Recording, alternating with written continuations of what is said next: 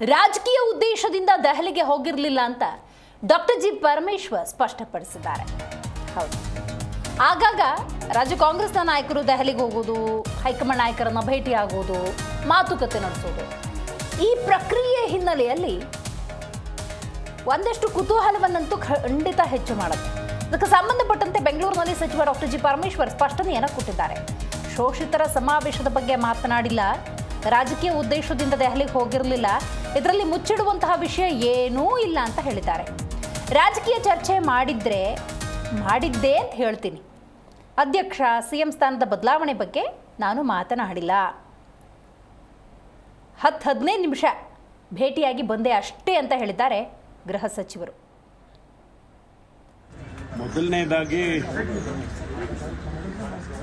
ನಾನು ಡೆಲ್ಲಿ ಪ್ರವಾಸ ಮಾಡಿದ್ದು ಸಂಪೂರ್ಣವಾಗಿ ಖಾಸಗಿ ಕೆಲಸಗಳಿಗೆ,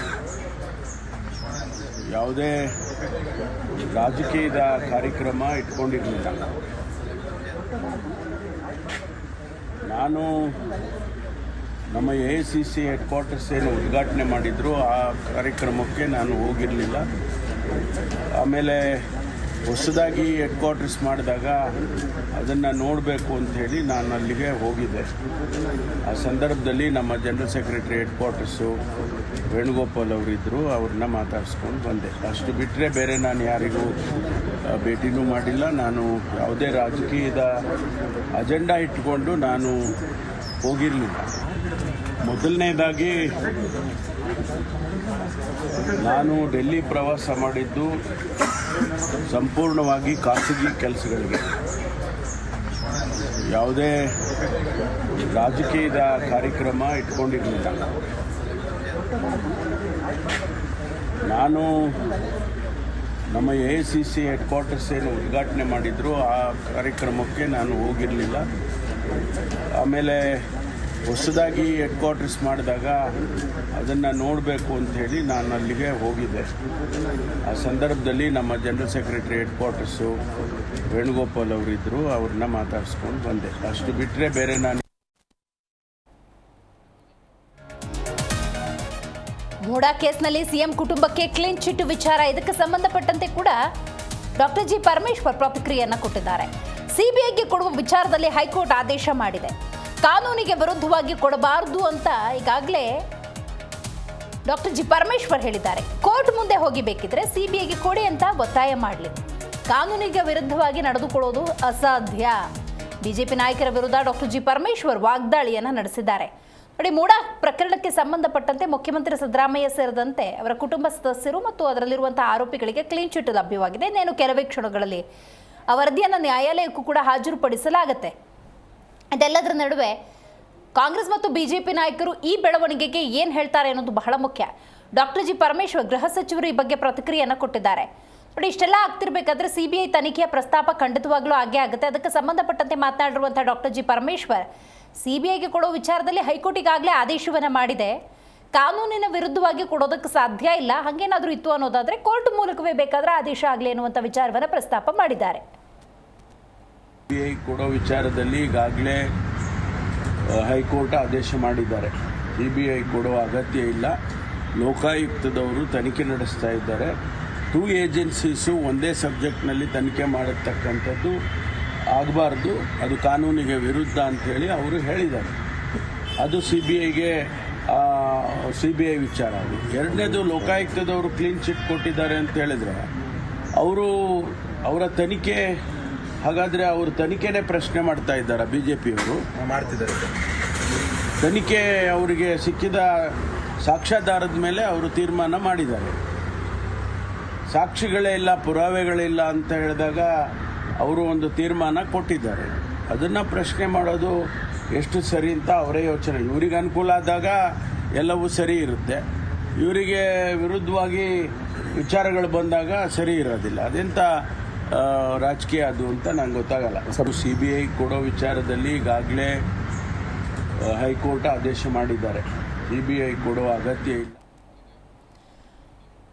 ಏನು ಗೃಹಲಕ್ಷ್ಮಿ ವಿಳಂಬದ ಕುರಿತಂತೆ ಕೂಡ ಡಾಕ್ಟರ್ ಜಿ ಪರಮೇಶ್ವರ್ ಪ್ರತಿಕ್ರಿಯೆಯನ್ನು ಕೊಟ್ಟಿದ್ದಾರೆ. ಅನ್ನಭಾಗ್ಯ ಯೋಜನೆಯ ಕುರಿತಂತೆ ಕೂಡ ಡಾಕ್ಟರ್ ಜಿ ಪರಮೇಶ್ವರ್ ಮಾತನಾಡಿದ್ದಾರೆ. ಗೃಹಲಕ್ಷ್ಮಿಯ ಅನ್ನಭಾಗ್ಯ ಹಣ ಬಿಡುಗಡೆ ವಿಳಂಬ ವಿಚಾರಕ್ಕೆ ಸಂಬಂಧಪಟ್ಟಂತೆ ಒಂದೆರಡು ದಿನ ತಡವಾಗಿದೆ, ಬಿಡುಗಡೆ ಮಾಡ್ತೀವಿ. ಮುಖ್ಯಮಂತ್ರಿ ಸಿದ್ದರಾಮಯ್ಯನವರು ಈಗಾಗಲೇ ಹೇಳಿದ್ದಾರೆ.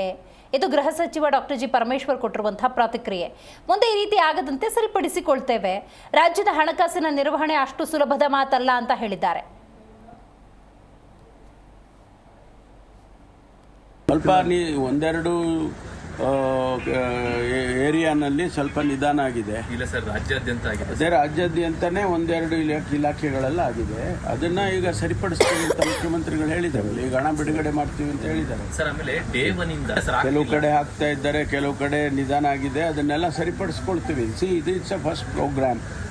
ನಾವು ಇದನ್ನ ಬಹಳ ಏನೋ ಒಂದು ಫ್ಲಾಗ್ಶಿಪ್ ಪ್ರೋಗ್ರಾಮ್ ತರ ಈ 5 ಗ್ಯಾರಂಟಿ ಕೊಡೋದ್ರಲ್ಲಿ ಕೊಟ್ಕೊಂಡು ಬರ್ತಾ ಇದ್ದೀವಿ. ಒಂದೆರಡು ಬಾರಿ ನಿಧಾನ ಆಗಿದೆ, ಇಲ್ಲ ಅಂತಾನೂ ಹೇಳೋದಿಲ್ಲ. ಅದನ್ನು ಸರಿಪಡಿಸ್ಕೊಂಡು ಮುಂದೆ ಎಲ್ಲ ಸಿಸ್ಟಮೆಟೈಸ್ ಮಾಡ್ತೀವಿ. ಸ್ವಲ್ಪ ಒಂದೆರಡು ಏರಿಯಾನಲ್ಲಿ ಸ್ವಲ್ಪ ನಿಧಾನ ಆಗಿದೆ. ಇಲ್ಲ ಸರ್, ರಾಜ್ಯಾದ್ಯಂತ ಆಗಿದೆ. ಅದೇ ರಾಜ್ಯಾದ್ಯಂತನೇ ಒಂದೆರಡು ಇಲಾಖೆಗಳೆಲ್ಲ ಆಗಿದೆ. ಅದನ್ನ ಈಗ ಸರಿಪಡಿಸ್ತೀವಿ ಅಂತ ಮುಖ್ಯಮಂತ್ರಿಗಳು ಹೇಳಿದ್ದಾರೆ. ಈಗ ಹಣ ಬಿಡುಗಡೆ ಮಾಡ್ತೀವಿ ಅಂತ ಹೇಳಿದ್ದಾರೆ ಸರ್. ಆಮೇಲೆ ಡೇ ಒನ್ ಇಂದ ಕೆಲವು ಕಡೆ ಹಾಕ್ತಾ ಇದ್ದಾರೆ, ಕೆಲವು ಕಡೆ ನಿಧಾನ ಆಗಿದೆ. ಅದನ್ನೆಲ್ಲ ಸರಿಪಡಿಸ್ಕೊಳ್ತೀವಿ. ಇದು ಇಟ್ಸ್ ಅ ಫಸ್ಟ್ ಪ್ರೋಗ್ರಾಮ್. ನಾವು ಇದನ್ನ ಬಹಳ ಏನೋ ಒಂದು ಫ್ಲಾಗ್ಶಿಪ್ ಪ್ರೋಗ್ರಾಮ್ ತರ ಈ 5 ಗ್ಯಾರಂಟಿ ಕೊಡೋದ್ರಲ್ಲಿ ಕೊಟ್ಕೊಂಡು ಬರ್ತಾ ಇದ್ದೀವಿ. ಒಂದೆರಡು ಬಾರಿ ನಿಧಾನ ಆಗಿದೆ, ಇಲ್ಲ ಅಂತಾನೂ ಹೇಳೋದಿಲ್ಲ. ಅದನ್ನು ಸರಿಪಡಿಸ್ಕೊಂಡು ಮುಂದೆ ಎಲ್ಲ ಸಿಸ್ಟಮೆಟೈಸ್ ಮಾಡ್ತೀವಿ. ಸ್ವಲ್ಪ ಒಂದೆರಡು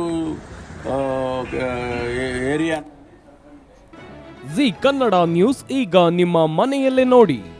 ಎಲ್ಲ ಕೇಬಲ್ಗಳಲ್ಲಿ ಈಗ ಲಭ್ಯ.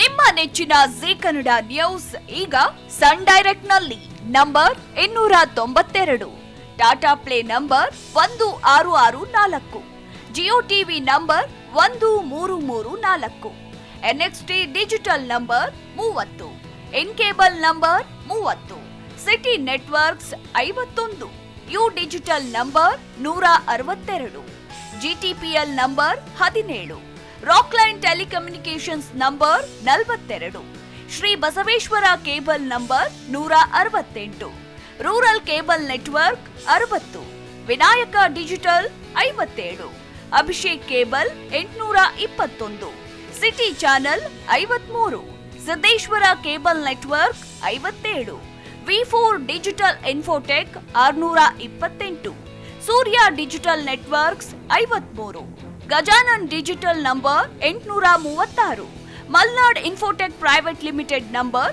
56, Metrocast number 830, Victory digital number 167ರಲ್ಲಿ ನೋಡಿ ಆನಂದಿಸಿ.